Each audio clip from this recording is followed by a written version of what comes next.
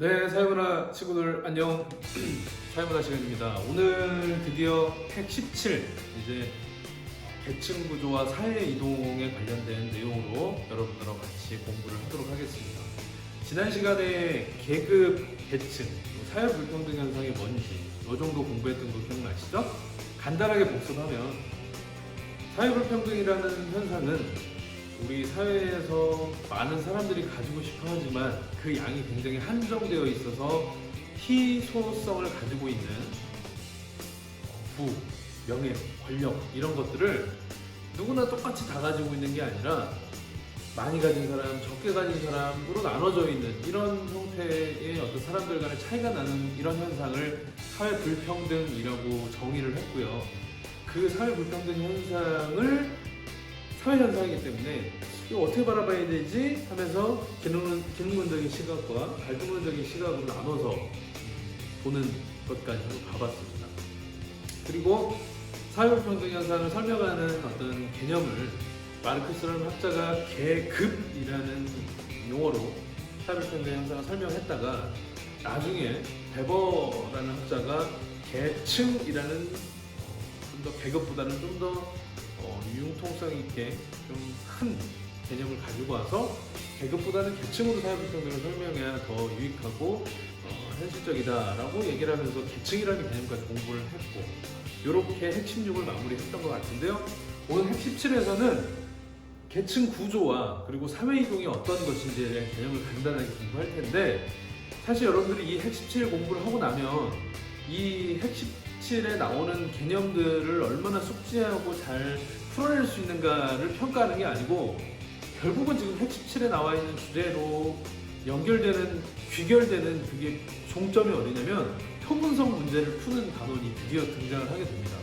여러분들이 이제 어차피 우리의 최종 목표를 수능 시험이라고 잡고 있는다고 한다면 20문제 중에 한 문제 정도는 표분성 문제가 항상 출제가 되는데 난이도가 상당히 있어요. 선생님 같은 경우도 수학을 막 잘하고 좋아하는 스타일이 아니어가지고 어느 정도 그런 수학적인 어떤 기초 지식이지만 그런 것도 좀 필요하고 빠르게 분석해낼 수 있는 그런 능력이 좀 필요하기 때문에 그 문제를 많이 학생들이 어려워하고 그 문제 때문에 등급이 갈리는 그런 현상이 발생하게 되는데 그 문제를 풀기 위한 어떤 준비운동이다. 그 정도 키, 핵심 키 그거를 저장을 해놓고 달려나가야기 때문에 그 키를 오늘 찾는 수업이다 이렇게 생각하시면 될 것 같습니다. 핵 17 계층구조 그리고 사회이동 지금부터 보도록 하겠습니다. 우리가 먼저 볼 거는 이제 계층 구조. 우리 계층은 사회계층이 이렇게 나눠져 있는데 그게 어떤 일정하게 계속 만들어져 있는 틀을 이제 구조라는 이름을 붙이는데요. 그 계층 구조에 대한 내용을 먼저 볼 겁니다. 계층 구조라고 하면 사회 계층이 일정하게 틀이 지어진 상태다. 그러니까 그 계층이 어떤 형태로 구조화되어 있냐. 이거를 계층 구조다 이렇게 보시면 될 것 같아요. 그래서 이거를 어떻게 볼 거냐면 유형을 나눠가지고 볼 건데 첫 번째 유형은 뭐냐면 사회 이동이 가능해? 가능하지 않아? 요걸로 유형을 나눠요. 여기 사회 이동이 나와 있는데 그 계층에 속해 있을 때 내가 속해 있는 계층에서 다른 계층으로 올라가거나 내려가거나 할 수 있잖아요. 그 올라가고 내려가는 게 쉽게 일어나는 사회야? 아니면 내가 속해 있는 계층을 평생 거기서만 살다가 끝날 사회야? 요걸 기준으로 나눈다는 거죠. 그래서 이름을 붙였는데요. 선생님이 두 번째 얘기했던 평생 그냥 내가 처음에 속해 있던 계층에만 있다가 더 이상 다른 계층으로 올라가거나 내려가거나 할 수 없는 그런 사회를 폐쇄적인 계층 구조다라고 부르고 내가 속해 있었지만 내가 예를 들어서 중층에 속해 있었지만 열심히 노력하면 한 만큼 상층으로 올라갈 수 있다든지 노력 안 하고 가만히 게으르게 살다가 하층으로도 내려갈 수 있는 이게 오픈되어 있는 왔다 갔다 할 수 있는 사회를 개방적인 계층 구조다 이렇게 이름을 부르는 겁니다. 그래서 먼저 폐쇄적 계층 구조의 의미를 보시면 수직 이동 아직 배우진 않았지만요. 수직 이동이라는 거는 위아래로 움직이는 게 수직이잖아요. 그래서 상승 이동을 하든지 하강 이동을 하는 걸 수직 이동이라고 합니다. 이 수직 이동이 엄격히 제한이 되어 있다. 움직일 수가 없다는 거죠. 그렇지만 이제 수평 이동은 가능한 겁니다. 예를 들어서 선생님이 지금 첨단고등학교 교사로 일하고 있지만 내가 안 되겠어. 내가 뭔가 이 정치판을 바꿔봐야지 해서 갑자기 학교를 그만두고 대통령 선거에 나가서 대통령이 돼버렸다. 그러면 우리는 수직이동 했다고 볼 수 있잖아요. 근데 이제 폐쇄적인 계층 구조에서는 수직이동은 제한이 되어 있지만 선생님이 갑자기 옆에 우리 가까운 학교 빛골고등학교에 가서 교사로 일을 한다. 이거 이동은 이동이거든. 근데 무슨 이동이냐면 그냥 옆으로 이동하는 거잖아요. 이걸 수평 이동이라고 합니다. 그래서 폐쇄적인 계층 구조라고 했을 때 수직 이동은 엄격하게 제한이 되어 있지만 수평 이동 정도는 일어날 수는 있다. 이 의미예요. 그래서 주로 지위가 세습되는 형태가 나타난다. 우리나라 뭐 조선시대 이럴 때 생각하면 될 것 같아요. 아버지가 양반이면 아들도 다 양반 되는 거 아닙니까? 그 가족들은 대대손손 양반이잖아요.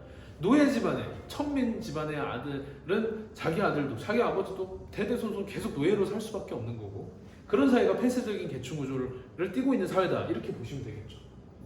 그렇기 때문에 이런 사회는 계층 간의 갈등이나 위화감이 아무래도 개방적인 사회 계층 구조보다는 굉장히 크겠죠. 계급 간의 갈등이 생길 수밖에 없겠죠. 나는 내가 훨씬 더 뛰어난 것 같은데 부모를 잘못 만나가지고 나는 과거 시험도 보지 못하고 맨날 일만 해야 되고, 그죠? 그러면 양반에 대한 그 당시에 양반에 대한 위화감이 조성이 되고 서로 계층 간의 갈등이 생길 수밖에 없는 그런 가능성이 큰 사회 구조가 폐쇄적 계층 구조다라고 보시면 될 것 같아요. 그에 반해서 개방적인 계층 구조라고 한다면 수직이동이 굉장히 자유롭게 일어날 수 있는 사회를 말합니다. 그래서 제도적으로 허용이 되어 있고 현대 민주사회의 대부분은 다 이 개방적인 계층 구조를 갖고 있죠. 물론 뭐 혹자들은 표면적으로는 그렇게 돼 있지만 개천에서 용나는 게 쉽냐 뭐 이렇게 비판할 수도 있어요. 이런 시각 갈등론이라고 보면 되겠죠. 하지만 이론적으로는 선생님이 대통령이 될 수 있을까요, 없을까요? 있죠. 너무 대통령 너무 크니까 예를 들어서 선생님이 광주광역시 소속되어 있는 교사인데 교육감 선거에 나가서 교육감이 될 수 있을까요, 없을까요? 교사들의 제일 위로 올라갈 수 있는 거잖아요. 될 수 있죠. 개방적인 계층 구조에서는 가능합니다. 아니 반대로 선생님이 막 맨날 술 취해가지고 학교에 와가지고 수업도 대충 하고 애들이 선생님 수업 이렇게 개판을 하실까요? 이 새끼가 지금 뭐라 그랬어? 두드러 패가지고 막 학교에서 잘릴 수도 있겠죠? 폐인이 돼서 살 수도 있어요. 하강이동도 가능한 사회입니다. 개방적 계층 구조. 그러면 상승이냐 하강이냐 수직이동을 하게 되는 원인은 뭐냐면 자기가 얼마나 노력하고 능력을 발휘했느냐에 따라서 사회이동을 할 수 있냐 없냐의 어떤 변수가 되겠네요. 이해가시죠? 그래서 사회이동이 가능해? 가능하지 않아? 로 폐쇄적 계층 구조, 개방적 계층 구조 이렇게 나눌 수 있다는 점. 자, 두 번째 유형은 구성원 비율입니다. 구성원이 어떤 비율로 분포가 되어 있냐에 따라서 네 가지 정도로 나누는데 현실적으로는 이런 두 가지 이상형, 사실 현대 실제 사회에서 보기 힘들지만 이상적인 걸로는 이렇게도 될 수 있고 이렇게 그림을 그려놓은 거예요.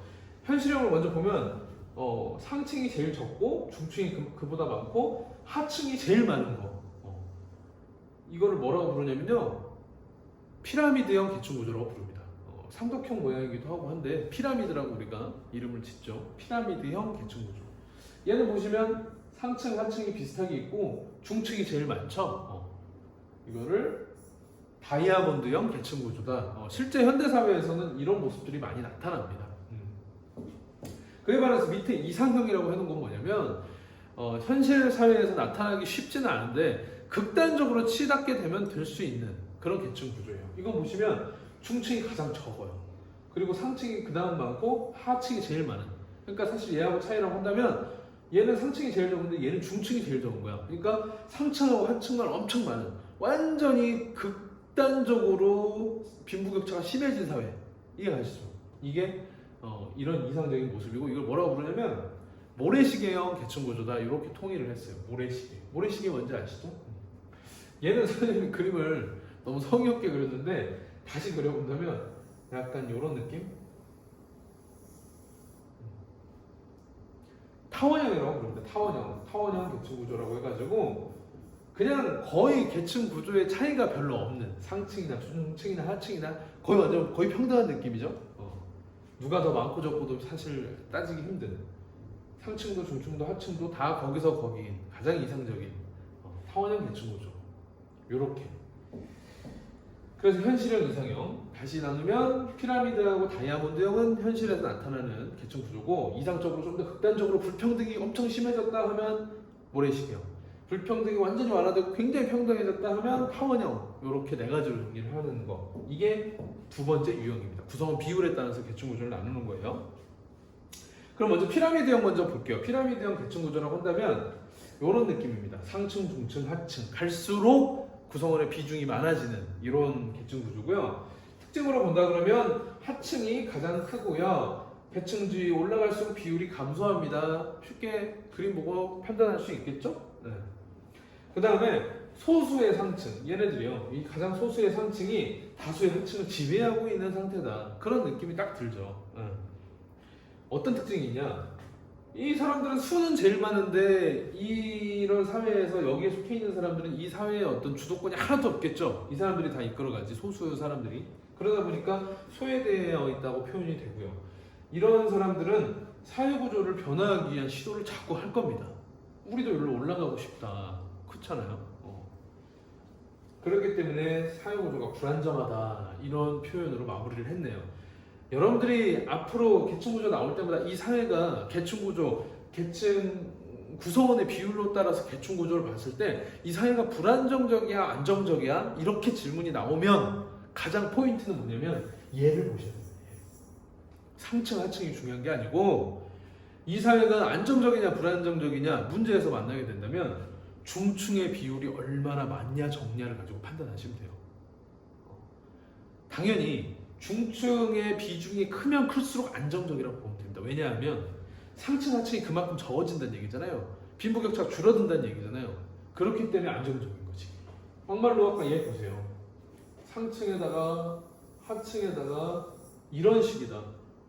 그러면 상층과 하층이 완벽하게 갈라져 있고 가운데서 완충작용을 해주는 중층이 별로 없기 때문에 이 사회는 언제라도 얘네들이 힘을 모아서 여기를 쿠데타를 일으키는 혁명을 일으켜가지고 뒤집어 엎으려고 하는 불안정한 사회 모습이 항상 연출이 될 거거든요. 이해가시죠? 그래서 앞으로 이 사회가 불안정하냐 불안정하지 않냐 이 계층구조 보고 알 수 있어 할 때는 항상 체크해야 되는 게 중층의 비율이 얼만큼 있는가를 보고 따지시면 됩니다. 물론 얘가 얼마나 안정적이고 얘가 얼마나 불안정적인지는 이거 보고 알 수는 없죠. 여러분도 안 보이잖아요. 근데 이제 뭘 캐치하셔야 되냐면 만약에 이 옆에 아까 선생님 말한 것처럼 모래시경 계층구조가 이렇게 있어. 이해하시죠? 그래서 얘하고 누가 더 안정적입니까? 이런 거는 답할 수 있어야 된다고요. 구성원 비중이 누가 더 큰가만 보면 되는 거지. 얘보다는 얘가 각 자기 계층 구조에서 중층에 속한 중층을 가지고 있는 구성원, 중층의 비중이 더 크잖아요. 얘보다는 얘가 더 안정적인 사회다라고 할 수 있다는 거지. 이해가시죠? 옆에 만약에 이렇게 되어 있는 계층 구조가 있다. 다이아몬드요. 얘하고 누가 더 안정적인 사회입니까? 하면 얘가 더 안정적이라고 할 수 있어야 된다고. 중층의 비중이 얘는 2등이지만 얘는 1등이잖아요. 이 셋 중에. 이해하시죠?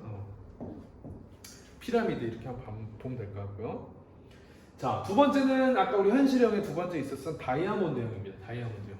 중층이 가장 비중이 커요. 가장 안정적인 사회겠죠? 자, 특징으로 본다고 하면 제일 먼저 방금 말씀드렸다시피 중층 구성원 비율이 가장 큰 사회다. 다이아몬드형 계층 구조는. 그래서 이유가 뭐냐? 중층이 가장 많은 이유가 뭐냐? 직업이 분화되어 있고 사회복지제도가 확충되어 있어서 그렇다. 그냥 이런 예로 아까 예전에 피라미드형으로 봤을 때 중층이 적었던 이유는 실제로 이런 모습은 예전 근대화되기 이전에 계층 구조가 굉장히 폐쇄적인 조선시대 뭐 이런 거 예를 들면 가장 좋거든요. 대부분 양반, 중인 아니면 다 천민, 상민이에요. 그런 분위기잖아요. 근데 지금은 직업이 분화되어 있어. 옛날같이 선생님이 많으신 공무원 신분이면 그때는 이제 그 과거 시험을 봐가지고 국가의 녹봉을 받는 그런 관리이자니까 이 위쪽에 있을 건데 지금은 선생님이 상층은 아니잖아요, 사실. 아닌가? 여러분들 상층이라고 생각해 주려나? 교사라는 직업이?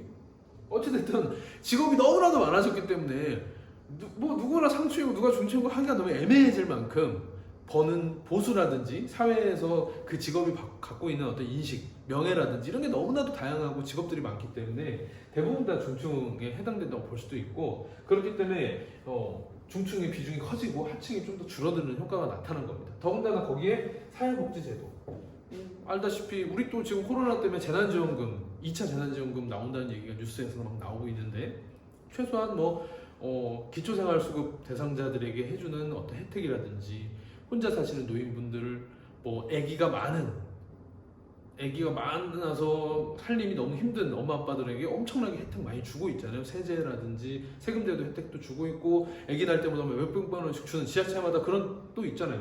이런 것들 때문에 중증이 많아질 수 있는, 그리고 앞으로도 사실 중증이 더 커져야 되는 게 우리 사회가 바람직하게 갈 수 있는 길이라고 선생님 생각하는데, 그렇기 때문에 나타나는 특징이다 이렇게 보시면 될 것 같습니다.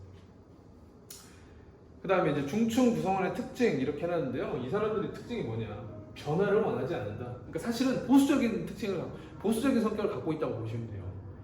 만족하거든, 웬만하면. 그래서 상하층 간의 완충작용을 합니다. 얘네의 어떤 불만을 얘네가 좀 흡수하고, 또 그렇다고 상층이 너무나 막 나가는 것은 얘네가 또 잡아주고, 이러면서 하층과 상층의 어떤 균형을 잡고 있는 세력으로 얘네가 커지면 커질수록 이 사회가 안정적으로 변할 수 있는, 안정적인 사회라고 할 수 있는 그런 조건이 된다. 이렇게 보시면 되죠. 됐죠? 자, 그래서 결론은 이제 사회 안정도가 높을 수밖에 없다는 점, 중층 구성원이 많으면 그렇게 보시면 되겠습니다. 이제는 이상적인 사회로 볼 건데요. 아까 처음에 봤던 모래시계형입니다. 보시다시피 중층의 비중이 가장 적기 때문에 이 사회의 불안 정도가 가장 높다. 상층과 하층의 어떤 완충작용을 할 수 있는 중층이 너무 적어서 사회가 불안정하고 하층의 불만이 엄청나게 쇄도해 있는 이런 상태라고 보시면 될 것 같아요. 그래서 사실 이걸 언제 쓰냐면 미래 사회를 예측을 해요. 현재에는 사실 현실적으로 보기 힘드니까. 그래서 미래 사회를 비판적으로 보는 사람들은 우리 사회가 미래에는 이렇게 될 거다, 비관적으로 보는 거죠. 안 좋게. 왜? 정보격차.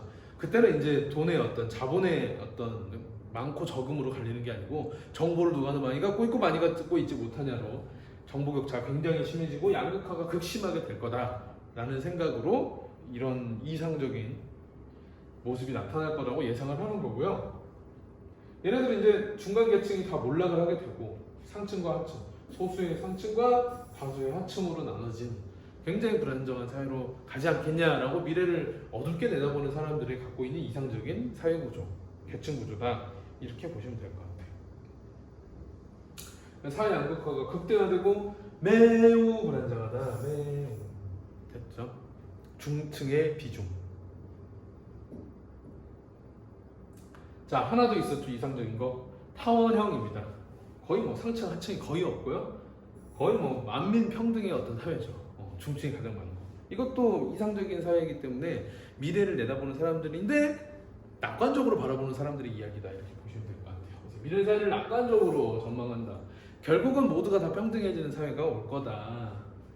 정보의 평등으로 인해서 기존의 하층 구성원들이 대부분 다 중층으로 올라가게 되고, 그러니까 다이아몬드가 지금 현실이라면 기존의 하층 사람들이 정보격차가 계속 줄어들고 평등화되면서 얘네가 위로 쭉 올라가게 된다. 그러면서 타원형으로 변할 거다. 이런 느낌으로 미래를 낙관한다는 얘기예요. 중층으로 이동하게 될 것이다. 당연히 사회 안정감, 이 사회 안정감은 최고겠네요. 됐죠? 자, 그러면 이제 사회 이동, 아까 선생님 여러분들이 뭐 이름 보면 사실 우리 그냥 평소에도 자주 쓰는 말이기 때문에 뭐 이동이 어려운 말은 아니겠지만 사회 이동이라는 거에 대해서 한 번만 더 살펴볼게요. 자, 사회 이동의 의미라고 한다면 한 개인이나 집단이 다른 사회적 위치로 옮겨가는 거다. 계층이 변하는 걸 이동이라고 한다. 어렵지 않을 것 같고요. 근데 여기서 우리가 사회 이동이라고 할 때는 사실 선생님이 첨단고 교사였는데 이 사람이 살다가 비꼴고로 가가지고 교사가 되었다. 사회 이동이냐 아니냐 할 때 이동은 맞는데 무슨 이동이라고 하면 될 것 같아? 수직이야 수평이야? 수평이라고 할 수 있겠죠. 근데 엄밀히 말해서 이 사회 이동은 우리는요 좀 좁은 의미로 그냥 수직 이동만 얘기하는 걸로 앞으로 정리를 할게요. 왜냐하면 수평 이동은 우리 사회가 얼마나 개방적이고 폐쇄적이고 이런 걸 체크하는데 아무 도움이 안 돼. 아까 얘기했잖아요. 폐쇄적인 계층 구조는 수직 이동이 엄밀히 제한이 되죠. 엄격하게 제한이 되잖아요. 근데 수평 이동은 거의 뭐 일어날 수도 있다. 뭐 이렇게 얘기하고 그랬잖아요. 그래서 수평 이동은 우리 사회의 어떤 개방성을 파악하는데 아무 도움이 되지 않기 때문에 앞으로 사회 이동이다 하면은 수직 이동을 얘기하는구나. 이렇게 정리를 하자는 내용이에요. 자, 그럼 이제 유형을 나눠보면 사회 이동은 방향으로도 나눌 수 있어요.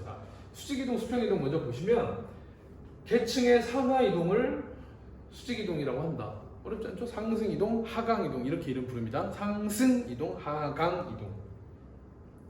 그 다음에 이제 수평 이동이라고 한다면 옆으로 움직이는 거니까 그 계층 내에서 계층 벗어나는 게 아니잖아. 상층이면 상층에서 중층이면 중층에서 그 계층 내에서 위치가 변화하는 거. 내가 빗고 울고 선생님으로 갔다가 어디 뭐 장덕고 선생님으로 갔다가 이건 뭐 아무런 사회 수직 이동하고 상관없이 그 계층 내에서 위치가 변하는 걸 수평 이동이라고 한다. 보시면 됩니다. 범위는 세대를 지나서 세대 간에 나타나는 이동인지 그 세대 안에서 일어나는 이동인지 이런 걸 얘기하는 거거든요. 뭔 얘기냐면 세대 간은 부모하고 자녀 세대 간의 수직 이동이 일어났을 때를 얘기합니다. 너무 쉬워요. 정치인들이 나와서 맨날 얘기하는 거 보시면 선거 나와서 저는 가난한 농부의 아들로 태어나서 이미 세대 간 이동을 얘기하는 거지. 우리 아버지 세대는 저 하층이었다. 근데 저는 지금 뭡니까? 국회의원 후보, 뭐 시장 후보, 도지사 후보까지 나왔으면 굉장히 사회에서 그래도 성공한 사람이잖아요. 아버지 때는 하층에 속했지만 나 때는 상층에 속하고 있는 사람. 세대가 지나가면서 수직 이동이 일어난 상황, 이런 상황을 세대 간 이동이라고 부르면 돼요. 그럼 수평 이동은 뭘까? 세대 내 이동은 뭘까? 세대 내 이동. 한 개인의 생애에 걸친 사회 이동이겠지.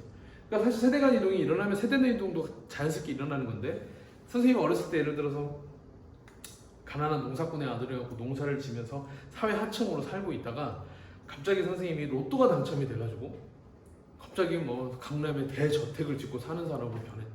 어렸을 때는 하층이었지만 어른이 돼가지고 상층이 됐다. 이 사람 세대, 그 사람의 한 생애 안에서 일어난 이동, 이걸 세대 내 이동이라고 하는 겁니다.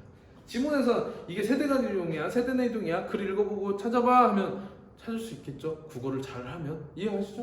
뭐 어려운 내용 아닙니다. 원인. 그러면 그 사회 이동이 일어난 원인이 네 개인적인 원인으로 사회 이동을 하게 된 거야? 아니면 구조적인 원인 때문에 사회 이동을 하게 된 거야? 이 내용인데요. 개인적인 이동이라고 한다면 개인의 능력, 노력이지 뭐. 내가 처음에는 정말 농촌에서 가난하게 살다가 밤에 와가지고 전기세 아까우니까 촛불 켜가지고 켜놓고 헌법, 민법, 형법, 법전을 열심히 읽고 공부해가지고 사법고시를 봐서 합격을 해서 검사가 됐어.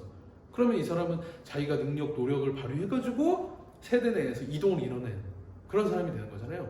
이런 경우에 사회 이동을 원인이 뭐야? 어떤 원인 때문에 사회 이동한 거야? 할 때 우리가 개인적 원인에 의한 사회 이동을 했다라고 보는 겁니다.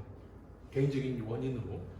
그럼 구조적인 거라는 건 뭐냐면 자기의 노력, 능력은 발휘도 안 했는데 사회 구조가 그냥 변해버려가지고 자연스럽게 계층이 변하는 경우를 얘기합니다. 예를 들어서 제일 많이 얘 나오는 게 무슨 뭐 프랑스 혁명 때 농민들이 완전 하층으로 살다가 부르주아 혁명이 일어나면서 시민이라는 계급으로 돼버렸잖아요. 모두가 평등해지고 이런 경우. 나는 아무것도 안 하고 있었는데 사회구조가 변화하면서 내가 사회 이동이 일어난 경우. 이런 것을 구조적인 이동이다. 이렇게 이름을 짓습니다. 정리하면 유형이 수직 이동이냐 수평 이동이냐. 어렵지 않죠?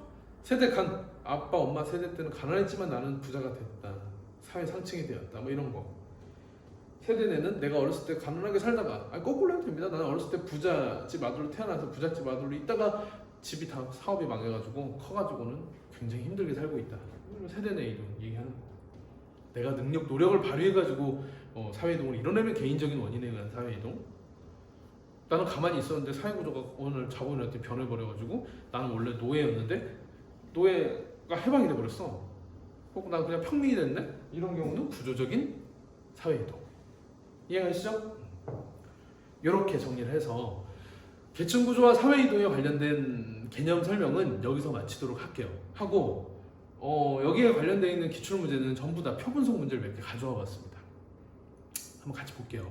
자, 선생님이 계속 고민을 하고 있는 게 이 수능 문제를 항상 우리 그 내용 끝나고 나서 같이 복습하면서 보는데 이 내용, 이 표분석 문제는 여러분들하고 오프라인에서 만나서 풀면 어떨까 이런 고민을 많이 하거든요. 왜냐하면 지금 이건 좀 칠판에다가 선생님이 적으면서 여러분들하고 좀 이렇게 시각적으로 좀 같이 보는 게 좋은데 사실 이 비전으로만 쓰기에는 이 펜도 너무나 한계가 있고 그래서 일단 한번 가장 전형적인 표분석 문제 2015년 문제, 이건 좀 지난 문제인데 가장 기본이 되는 형식의 문제이기 때문에 한번 여러분들 일단 한번 이 문제도 한번 같이 풀어보시고 선생님이 다시 한번 돌려보면서 이거 갖고 좀 부족하다 생각이 들면 오프라인에서 다시 하는 걸로 그렇게 하겠습니다. 먼저 보시면 자, 이 표분석 문제는 시간을 좀 많이 써서 풀어야 된다 생각하고 힌트들을 놓치고 보면 안 돼요. 무슨 얘기냐면 지금 예를 들어서 2018년 20번 문제도 여기 있는 거 우리 대부분 잘 안 읽고 넘어갈 수도 있겠지만 이거 안 읽으면 문제 못 풀거든요. 모든 부모의 자녀는 한 명이다. 부모 세대는 다이아몬드형이다. 뭐 A는 C보다 높은 계층이고 A는 B와 C를 합하고서 1.5배다. 뭐 이런 내용들 굉장히 중요한 내용이기 때문에 작게 써져 있지만 비중이 엄청나게 큰 정도의 중요도를 갖고 있는 힌트이기 때문에 이런 거를 안 읽고 풀게 되면 큰 문제가 생기는데 꼼꼼히 한번 같이 풀어보겠습니다. 2015년 문제 항상 이렇게 20번에 등장합니다. 20번에 2013년 것도 해놨는데 마지막 문제 한번 너희들 당해봐라 이런 느낌으로 당연히 3점짜리겠죠? 선생님이 겨울방학 때 아마 그때 보충 수업이 뭐 방과후 수업이 있을지 없을지 모르겠지만 표분석만 가지고 특강을 한번 하려고 생각 중인데 자, 한번 2015년 거 보겠습니다. 자, 가나는 각국에서 부모와 자녀의 계층이 일치하는 비율을 부모 세대와 자녀 세대 계층별로 각각 나타낸 거래요. 그런가 봐요. 근데 이제 여기서부터는 뭔가 좀 움직여야 될 것 같아요. 자녀 세대의 계층 구성 비율은 상층이 25, 중층이 50, 하층이 25. 예요. 자녀 세대. 그리고 모든 부모의 자녀는 한 명씩이고 부모 세대 상층에서 자녀 세대 하층으로 이동은 발생하지 않았대요. 뭐 중요한 힌트가 여기서부터 여기까지 엄청 나와 있는 것 같은데 중요한 건 얘들아 모든 문제는 부모가 자녀 세대로 가면서 자식이 꼭 한 명이라고 예를 듭니다. 왜냐하면 부모 세대하고 자녀 세대가 1대1로 그냥 인구가 똑같다고 가정을 해야 되니까 그런 거야. 이해가십니까? 문제 풀다 보면 알 거예요.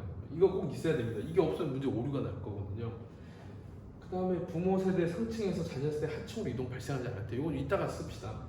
그러면 일단 눈에 보이게 뭔가 좀 그려놓고 싶잖아. 선생님 푸는 방식 항상 그렇거든요. 자녀 세대 계층 구성 비율이 상층 25, 중층 50, 25라니까 여기다 한번 해볼까요? 일단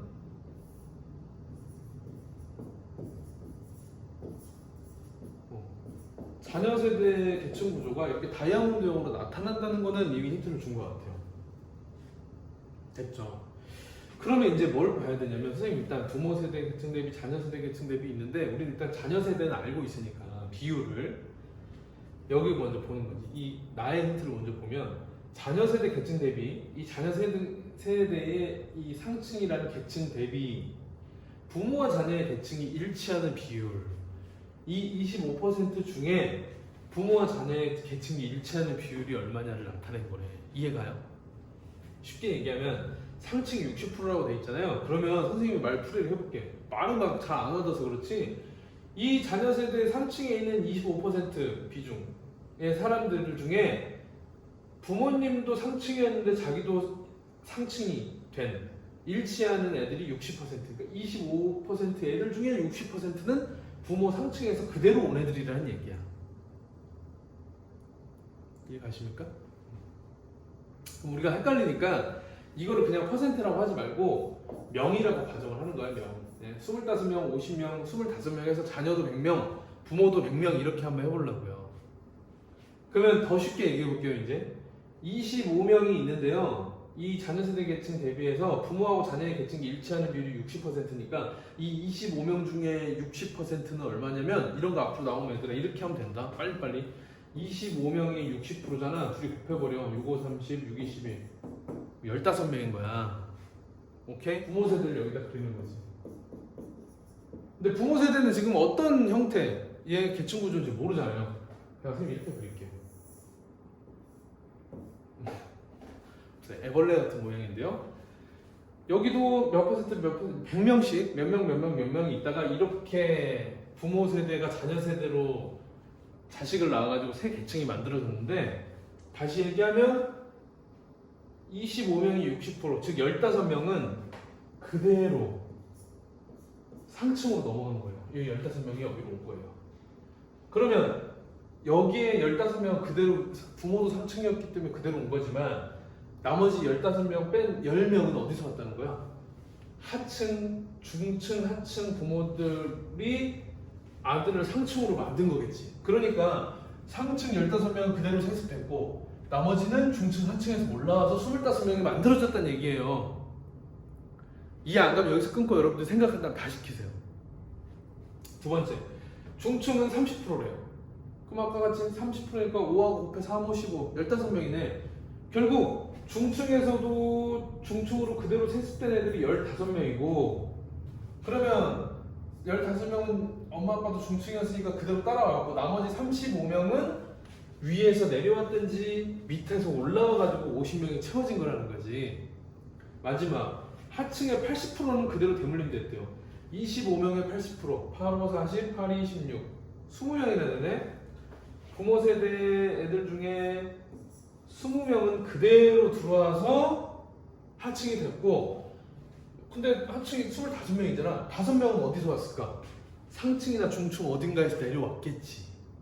여기까지 가셔야 됩니다. 자, 그러면 이제 요거 이용해가지고 부모 세대 계층 대비 부모와 자녀의 계층이 일치하는 비율이라고 했으니까 상층이 75%라는 얘기는 뭐냐면 부모 세대 전체가 있는데 이 중에서 75%는 그대로 상층으로 세습이 됐다는 거예요. 다른 데로 이동하지 않고. 이해 가시죠?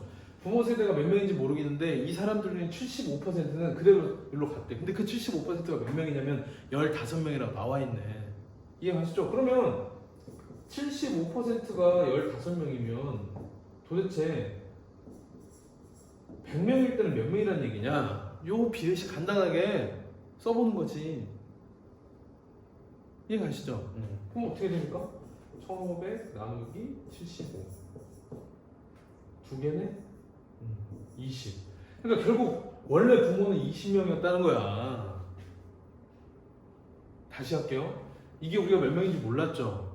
근데 15명이 세습이 된 건 알고 있어. 자기 상층이 그대로 상층으로 간 거. 근데 부모 계층에서 자기네가 상층이었는데 자식들도 상층으로 간 게 75%가 해당된대요. 그러면 20명의 75%인 15명이 그대로 갔다고 이렇게 놓고 20명을 구한 거라니까 지금.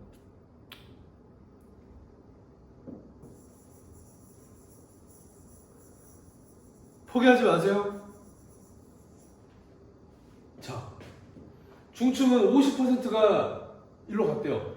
여기 몇 명인지 모르겠는데 50%가 일로 가서 그대로 세습됐대요. 다른 데로 안 도망가고. 근데 그 50%가 몇 명이냐면 15명이래. 그러면 나머지 50%가 15명인 거잖아. 전체 100%는 몇 명이겠어요? 30명인 거지. 15명은 그대로 세습됐고 나머지 절반은 상층으로 하층으로 30명이 이동했다는 거지. 오케이? 자, 하층은 40%가 그대로 세습이 됐대요. 그 40%가 20명을 얘기합니다. 근데 사실은 그렇게 해서 아까 비례식대로 구하면 몇 명이 나옵니까? 50명 나오거든요. 근데 중요한 건 시간 아끼려면 20, 30 나왔으면 당연히 이게 100명이 돼야 되니까 뭐 바로 50명인가 알면 되죠. 이게 더해서 100이 나와야 되니까. 됐죠? 자, 이렇게 해놓으면 문제 다 푼 거예요. 여기까지만 하면 돼요. 자, 정리하면 부모 세대는 이제 좀 수정을 해야겠다. 이거 어떻게 수정하냐 근데 이렇게 피라미드형이었다는 거 알 수 있겠죠? 20, 30, 50이니까 그게 이렇게 넘어와서 자녀 세대 이렇게 만들었다는 겁니다. 그러면 우리가 여기서 해야 될 게 뭐냐면 이제 이 흐름들이 어디로 화살표를 보내가지고 20, 30, 50을 25, 50, 25로 만들었는지를 추정을 해야 돼요. 이제 추적을 합니다. 추정. 근데 이제 답답하지 어떻게 갔는지. 근데 힌트를 주잖아. 부모 세대, 상층에서 자녀 세대, 하층으로 이동은 없었다고 나오잖아요. 그러니까 20명 중에 15명이 일로 갔고 나머지 5명 더 가야 되죠? 나머지 5명은 다 어디로 갔다는 얘기야? 하층은 안 갔으니까. 전부 다 상층에서 내려온 사람 5명. 그러면 15명은 상층으로 가고 5명은 중층으로 내려왔고. 됐죠? 그럼 이제 퍼즐이 맞춰지네. 얘네는 끝났고 더 볼 거 없고 20명 다 출발시켜서 없앴으니까 이제 30명 출발시켜서 다 없애봅시다. 30명 15명 갔죠? 여기로 다 갔죠? 몇 명 남았습니까 그럼? 15명이 남았어요. 이 15명을 다른 데로 보내야 되는데 지금 보니까 얘는 20명이 가가지고 지금 5명이 모자라. 맞잖아요. 20명 갖고. 그러면 중층, 상층에서 총 5명을 받아야 되는데 상층에서는 여기로 오는 거 없다며. 그럼 중층에서 나머지 5명이 다 가야 될 것 같은데 얘는 중층에서 이렇게 내려와서 5명이 채워진 거지. 됐죠? 그러면 30명은 15명은 세습, 5명은 하강이동. 그럼 이 5명하고 20명하고 합쳐져가지고 여기에 25명이 된 거지. 맞죠? 이쪽에다 표시를 하는 게 더 쉬울 수도 있겠다. 그렇지. 5명은 하강이동. 여기도 아까 여기다 썼죠. 그러면 여기는 20명 갖고 여기 5명 내려왔으니까 여기 25 완성. 됐죠? 여기 완성됐는데 동그라미 칩시다. 얘도 다 보냈으니까 끝내고. 얘는 그러면 15명은 세습, 5명은 내려왔으니까 20명 보냈으니까 몇 명 남았어? 10명 남았죠. 10명은 어디로 갔겠습니까? 10명은 뭐 위로 올라가서 상승 이동했겠죠. 그럼 10명은 위로 올라왔겠네. 그러면 얘는 15명이 여기서 와서 15명 위로 중층에서 올라오면 10명 더해서 25명 끝. 얘도 끝. 얘도 끝. 이해가세요 지금? 자, 그 다음에 이제 마지막 하층에서 50명은 20명이 일로 출발해가지고 20명 보냈고 나머지 30명을 다 보내야 되는데 끝났잖아. 다 여기로 보내야 되겠네. 상승이동, 중층으로 상승이동 30명을 시키는 거지. 그럼 50명 얘도 끝났죠? 그럼 얘는 몇 명 됐나 봅시다. 세습이 15명, 밑에서 올라온 애들이 30명, 위에서 내려온 애가 5명 더하니까 50명 끝. 이거 찾아내는 게 문제 푸는 방법입니다.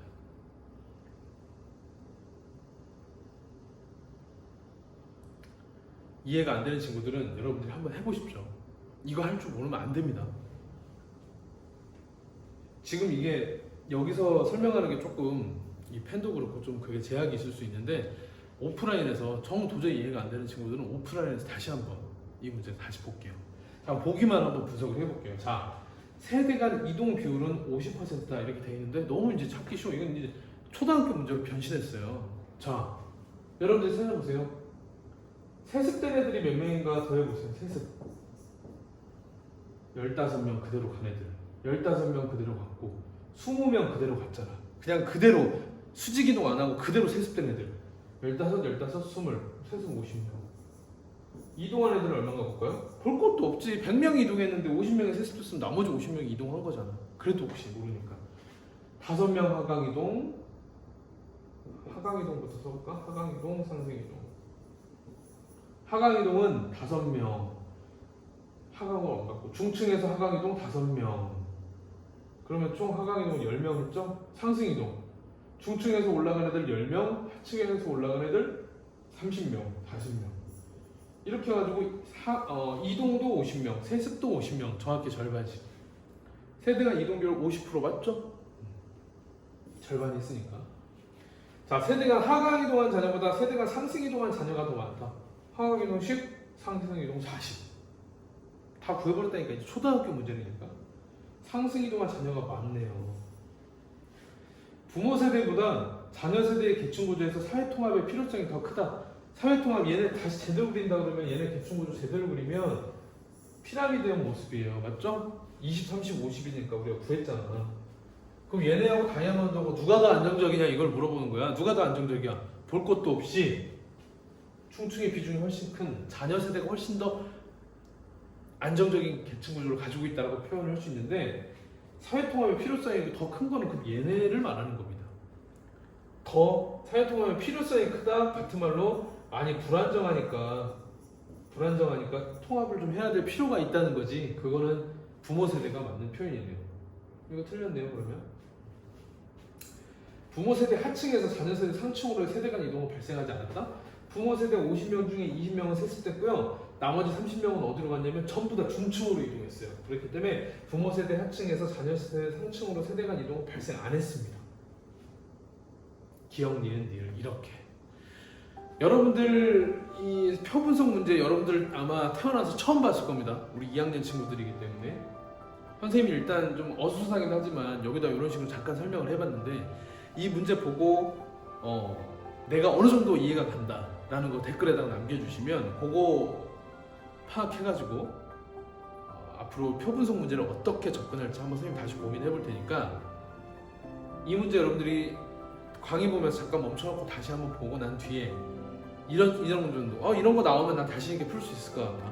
두 번째는 설명을 듣고 보니까 이렇게 해서 이동한 거 숫자 파악하는 거 퍼센테이지 파악하는 거 정도 할 수 있겠다가 두 번째 이해가 안 간다 세 번째 너 도대체 설명을 왜 이렇게 못하냐 네 번째 뭐 이렇게 여러분들이 댓글로 잠깐만 표현을 해주시면 그거 확인해가지고 선생님이 표분석 문제를 어떻게 접근할지 다시 한번 고민해 볼 테니까 그렇게 한번 남겨주시기 바랍니다. 오늘 너무 고생 많았고 이번 주도 이 핵17로 마무리하겠습니다. 오늘 좀 업로드가 늦었는데 선생님 올리고 나서 카톡방에다 바로 메시지 보낼 테니까 바로 보고 열심히 공부해 주시기 바랄게요. 안녕.